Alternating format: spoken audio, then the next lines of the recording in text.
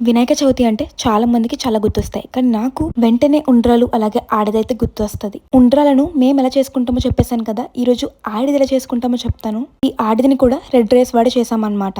బియ్యపిండిని మంచిగా ఉక్కించుకొని ఇలా ఉండలు అలాగే షేప్స్ అయితే చేసుకున్నాము ఆడిది కోసం. ఆ ఉక్కిచ్చిన ప్రాసెస్ అదంతా ఉండ్రాల్లో పెట్టాను. ఆ ఉండ్రాల షాట్ నేను కింద ఇస్తాను. ఇంట్రెస్ట్ ఉంటే చెక్ చేయండి. సో అలా షేప్ చేసేసుకొని వాటిని స్టీమ్ చేసేసుకున్నాం ఫస్ట్ అయితే. అవి స్టీమ్ అయిపోయిన తర్వాత ఒక ప్లేట్లో పెట్టేసుకొని నెక్స్ట్ ఒక కుండ తీసుకొని దాంట్లోకి కొబ్బరిపాలు వేసుకొని బాగా మరిగించుకున్నాం అనమాట. డైరీ మిల్క్ వాడకుండా ఇట్లా కొబ్బరిపాలు చేస్తున్నాం. ఆ కొబ్బరిపాలు బాగా మరిగిన తర్వాత ఇందాక పెట్టుకున్న తాలికల్ని ఇందులో వేసేసుకుంటాం. అలాగే దాంతో పాటు కొన్ని కొబ్బరి ముక్కలు, పెసరపప్పు, అలాగే ఎండు ఖర్జూరం పొడి ఆ తీపిదనం కోసం అన్నమాట.